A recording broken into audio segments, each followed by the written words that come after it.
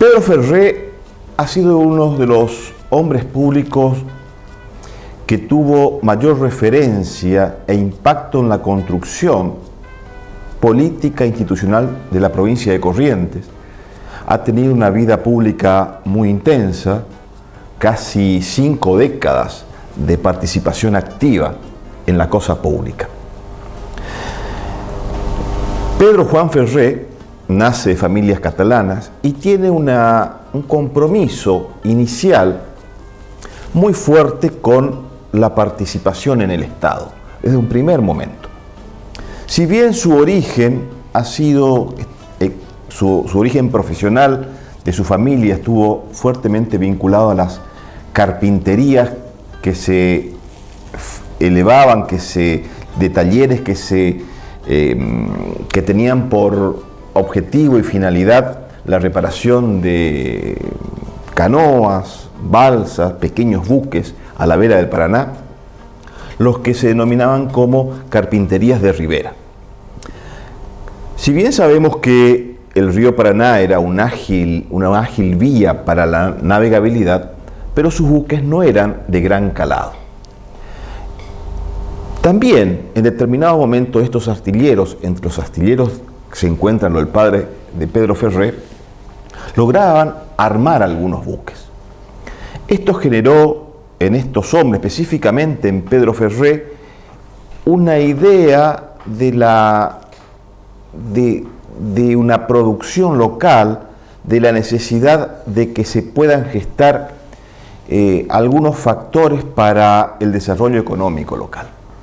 Esto es una de las razones por la cual vamos a ver el protagonismo de Ferré y su postura más adelante, específicamente en 1830. Decía que Ferré tempranamente comenzó a participar en la vida pública y participa desde el primer momento de la búsqueda de la autonomía de la provincia, cuando estos territorios estaban bajo el dominio de lo que se conocía como la República Entrerriana en 1820. Pedro Ferré va a actuar en forma decidida para que cayese aquel dominio entrerriano y de Francisco Ramírez, y va a dar lugar y participar a lo que se va a dar al primer movimiento en 1821, el movimiento correntino, que va a gestar la primera constitución de 1821. A partir de ahí también va a ocupar cargos públicos, va a ser el alcalde mayor del Cabildo de Corrientes, sí. Va a ocupar ese cargo hasta 1823-24, en donde específicamente su figura va a tener un amplio dominio y un mayor protagonismo, en donde al poco tiempo la dimensión de su figura se va a agigantar y para 1824 va a ser elegido por primera vez gobernador de la provincia. Una pregunta, Dardo. ¿Él qué formación tenía? Él era autodidacta. Sí. Él venía de una formación propia, de sus propias lecturas. Era un hombre muy inquieto, muy astuto, inteligente y desde luego, insisto, su formación de oficio venía de la carpintería de ribera. Además, creo que el gran motor, el gran impulso que tuvo Ferré fue su inquietud personal en involucrarse en las cosas públicas, participar en aquel espacio en donde todo generaba alrededor de la construcción de hacer esto un nuevo Estado, y tuvo un protagonismo sobresaliente, sobre todo por el momento en que participó, porque fue un momento de construcción total. Había que construir el Estado, había que construir las posesiones territoriales, había que construir la identidad, había mucho por hacer porque no había nada hecho. Entonces, este protagonismo de Ferré le va a dar una gran luz, una gran referencia en todo ese momento, en esas décadas. Y como decía, va a marcar fuertemente su primera gobernación en 1824. En 1824, el gobierno de Ferré va a tener distintas aristas, y las principales va a estar vinculadas a la economía, a la expansión territorial de la provincia, porque recordemos, para aquellos años la provincia no tenía la demarcación territorial que hoy podemos imaginar, la que podemos hoy observar, sino era mucho menor, no había una ocupación efectiva del espacio geográfico, razón por la cual lo lleva a Ferré a fundar pueblos, demarcar otros que ya estaban, por ejemplo, establecer el punto militar que después va a ser todo un poblado como el de Sauce, la creación de Bellavista, la demarcación de San Luis del Palmar, de Caacatí y una serie de pueblos que van a como tomar espacio y posesión jurídica e institucional de Corrientes en esos marcos. También debemos agregar que en esta construcción de idea de nueva provincia, de formar esta nueva provincia, se van a incorporar para 1830, 1831, los pueblos guaraníes de Loreto, de San Miguel, de la Cruz, que a través de pactos, de acuerdos, estos pueblos van a incorporarse por su propia voluntad a la jurisdicción de Corrientes y pertenecerán de ahí en más a lo que va a ser la competencia de la provincia. También dentro del marco de construcción del Estado, Ferré va a dar dimensión a la cuestión económica, va a buscar nuevas alternativas de exportación, va a buscar nuevas relaciones con otras provincias, pero a pesar de ello, durante su primer gobierno va a haber una preocupación constante en la visión de este correntino, que va a ser la organización nacional. Porque si bien se volcaba hacia los aspectos de autonomía y hacia los derechos locales, nunca se dejó de ver, de pensar en la construcción de un marco, de un Estado mayor general que sería la Argentina. Durante el gobierno de Ferré se va a comenzar a funcionar en 1824 un congreso en la provincia de Buenos Aires, mejor dicho en la ciudad de Buenos Aires, en donde va a buscar la instalación de una constitución escrita.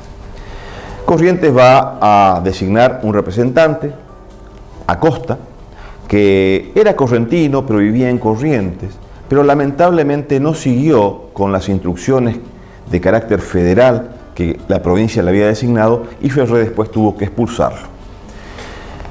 Durante este congreso va a haber algunas cuestiones en donde se va a manifestar la figura de Ferré. Al poco tiempo este congreso va a elegir como primer presidente por una ley especial a Bernardino Rivadavia, el primer presidente a través de una ley de un congreso constituyente. Y para 1826 las rispideces entre las provincias unidas del Río de la Plata con el Brasil eran muy complejas, a tal extremo que entramos en guerra con el Brasil. ¿Y cuál es el territorio más cercano y más próximo al Brasil? Nuevamente Corrientes. Otra vez la reacción inmediata que Corrientes tenía que tener. Y Ferré, como gobernador en 1826, moviliza todas las tropas de Corrientes y las ubica en puntos especiales de la provincia para contener el avance brasileño. Aún más, existieron choques y enfrentamientos en la banda de lo que es el territorio de Misiones. Y ese accionar de defensa se lo debemos a la rápida acción de Pedro Ferré. Pero hay acá ¿por qué menciono esta conflictividad con el Brasil? Porque hay un conflicto entre Rivadavia y el propio Ferré en plena guerra con el Brasil. Bernardino Rivadavia, como presidente de la República, de la nación, del nuevo Estado, le ordena a Ferré que se haga cargo en la jefatura de todas las tropas provinciales en nombre de la Argentina, en nombre del Estado Nacional. ¿Que vaya al frente? Sí, pero que asuma como que lo designa jefe de las tropas correntinas. Por supuesto, Ferré inmediatamente responde a Rivadavia y le dice: señor presidente, usted está equivocado porque la Constitución de 1824 me designa naturalmente como jefe y comandante de todos los ejércitos correntinos, razón por la cual su designación no tiene ninguna validez. La designación que yo tengo y ostento en este momento me lo da la Constitución de Corrientes y naturalmente soy el jefe de las fuerzas militares correntinas. Esto ya comienza a ver, son ejemplos de de roces por las jurisdicciones, por las competencias y por los factores de poder entre nación y Estado provincial. Más adelante, Ferré va a tener, digamos, después de su primer gobierno, va a tener otras actividades públicas de gran nombre, pero su dimensión que lo va a catapultar al conocimiento nacional va a ser su participación en los prolegómenos de la firma del Pacto Federal de 1831, en donde él va a ser representante por Corrientes y va a construir la idea de toda una doctrina económica federalista, en donde va a proponer dos ideas que van a ser rectoras para las próximas décadas de la construcción de las provincias del Río de la Plata. Primero, la necesidad de una organización nacional, buscar un congreso y a través de ese congreso una constitución que den un cierto orden. Y luego la otra vertiente de esta doctrina, que es propiamente de los correntinos, es la propuesta de un federalismo económico, que el federalismo no solamente debe tener bases estrictamente políticas, sino económicas, en donde había que distribuir la renta aduanera, aquella renta aduanera que recaudaba Buenos Aires con su única aduana, la única aduana productiva que tenía un manejo y vinculada al comercio exterior, porque era aquella única que miraba directamente al mar, la que recaudaba en grandes proporciones. Ferré decía, lo que recaudaba Buenos Aires no solamente le pertenecía a Buenos Aires, sino a todas las provincias, razón por la cual había que distribuir esa renta aduanera. Y agregaba otro condimento a esto. Paralelamente a la distribución de la renta aduanera, había que fomentar las economías de provincias, a través de un proteccionismo con altos aranceles, lo que le daría un impulso al desarrollo a las provincias del interior del país. Por supuesto, el Pacto Federal y por enfrentamientos mezquinos de otros sectores, esta propuesta y esta doctrina no fue considerada, y al no ser consideradas, el federalismo argentino, desde aquel primer momento, a partir de aquellas primeras épocas, fue considerado simplemente como una cuestión política y no económica. Por supuesto, después la actividad de Pedro Ferré va a estar fuertemente vinculada al enfrentamiento con Buenos Aires y a otras cuestiones que seguramente lo vamos a ver más adelante. La larga etapa en donde Ferré participa en la vida política de Corrientes, dijimos, son más de 5 décadas. Hay una primera etapa de sus primeros gobiernos en donde la provincia se desarrolla en paz, tiene sus espacios. Fue 5 veces gobernador. 5 veces. Sí, en donde va tomando forma la provincia con sus marcos geográficos, con sus innovaciones económicas, con su fortalecimiento institucional a través de la Constitución, que en toda esta primera etapa de 1820 en adelante, hasta casi entrando la década de 1840. Fueron 2 décadas de afianzamiento y construcción de la idea provincial.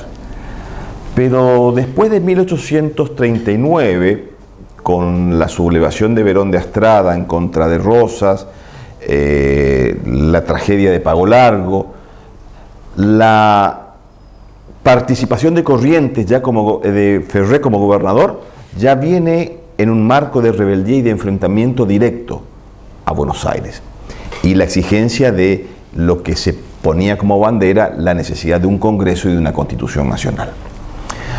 A raíz de esto, el propio Ferré va a levantar 2 ejércitos muy importantes, uno bajo la jefatura de Lavalle y otro bajo la jefatura de José María Paz. Esto le va a traer inconvenientes. Imaginémonos la provincia en guerra.